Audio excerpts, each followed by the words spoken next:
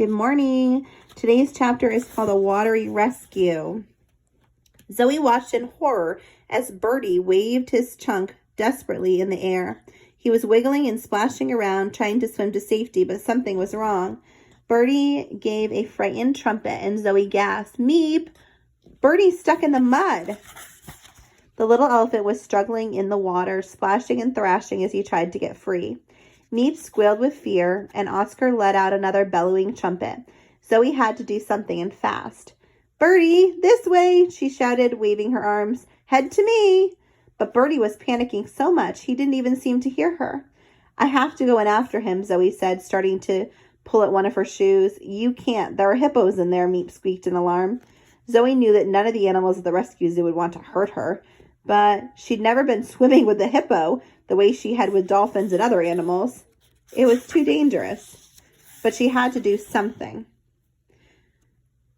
Zoe gasped. She grabbed a branch from the ground and pulled it to the edge of the lake. Meep grabbed the end too, and together they held it out, getting it as close to Birdie as they could. "Birdie," Zoe called, "grab this." Birdie saw the branch and reached his trunk out in the right direction, but he was too far away. Zoe held the branch out as far as she could, but it was no good. Water was going into Birdie's eyes and up his trunk, and he coughed and spluttered as he tried to keep his head above water. "Someone help!" Zoe shouted, looking around desperately. Then she heard an enormous splash. Oscar had jumped into the lake. Zoe stared in amazement as the big elephant strode through the muddy water. "Oscar's coming, Birdie," she cried. "Just hang on." When Oscar was close, he stretched out his massive trunk towards the little elephant. Birdie reached out his small trunk, twisting around Oscar's huge one. With a great squelching sound, Oscar pulled Birdie out of the sticky mud. Aww. Then he started walking backward, pulling Birdie closer to the shore with every step. Finally, they reached the edge of the water, and Oscar pulled Birdie out.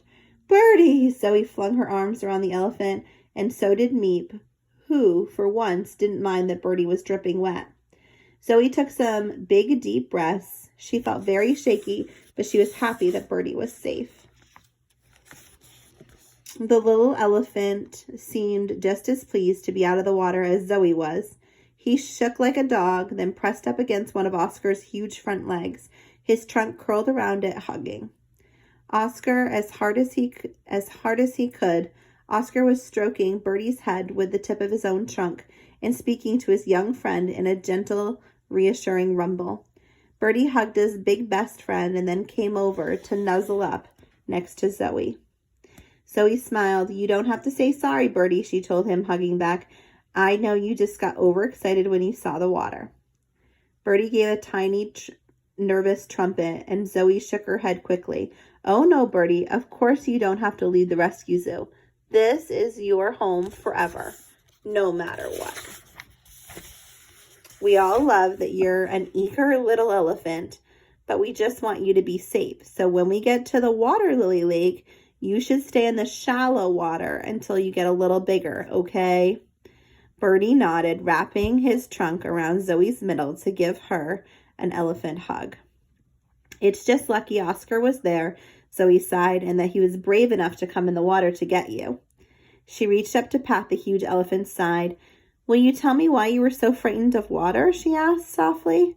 Oscar hesitated for a moment and then trumpeted shakily.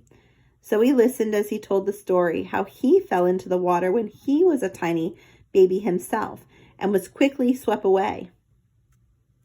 "You can't have been much older than Birdie," gasped Zoe, and the big elephant nodded. "So that's how you lost your family?" "No wonder you didn't like getting wet," chirped Meep. Zoe beamed at the huge friend. "But you rescued Birdie, even though you were frightened," she told him. "That was the bravest thing I've ever seen, Oscar." "Me too," chirped Meep, and Birdie waggled his ears eagerly in agreement. Oscar gave a happy trumpet, and Zoe burst out laughing. The water actually felt nice. She repeated in amazement, "Well, maybe you and Birdie can go swimming more often. Just not with the hippos." And that's the end of this chapter. We have one more chapter tomorrow with chapter 10. Have a wonderful day.